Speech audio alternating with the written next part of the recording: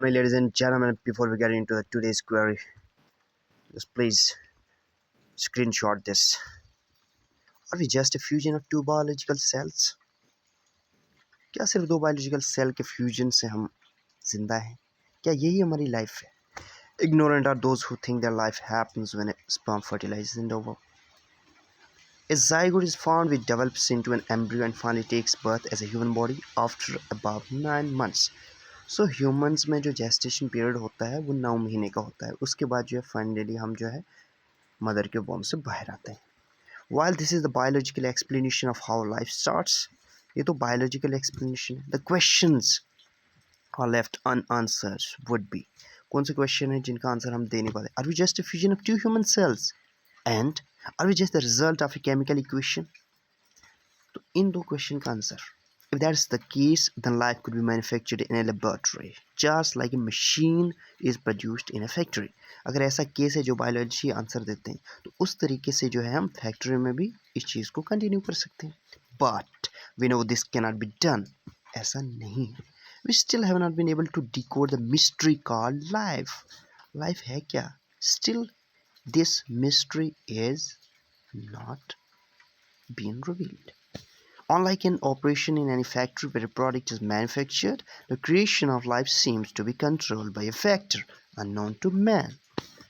That is why every time a man and a woman attempt to copulate, there is no guaranteed conception of a child. इस वजह से जो है जब भी कंसेप्शन होता है मेल और फीमेल के बीच में, तो ये चीज़ गारंटी नहीं है कि बच्चा होगा ही होगा. क्यों? क्योंकि कोई ना कोई चीज़ तो इस चीज़ को कंट्रोल कर रही है. It is said that millions of sperms attempt to fuse with the ovum and this is beyond human comprehension. ऐसा तो माना जाता है ना, खाली एक स्पर्म जो है रेस में नहीं होता, बहुत सारे होते हैं, millions. This is not the end, rather the beginning of a magic show inside the womb. The zygote is barely visible to the human eye, but life seems to have already commenced in that tiny cell structure. Zygote तो ऐसा होता है कि जो दिखता भी नहीं. ये तो समझाने के लिए हम बोलते हैं कि ऐसा ज़ाइगोट स्ट्रक्चर होगा, ऐसे एग होता है. That's just to make us understand.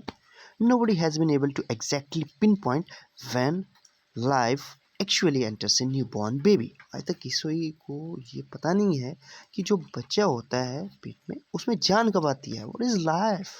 Is it at the time of birth when the child arrives out of her mother's womb into the world?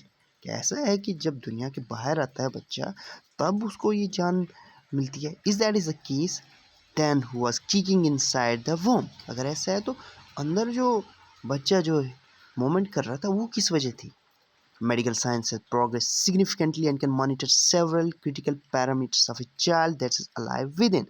But the question that still remains unanswered is, when did that life enter? कब वो जान आई, कहाँ से कब आई, कौन से महीने में, किस मोमेंट में? Obviously we are not just a bundle of cells, rather we have a life.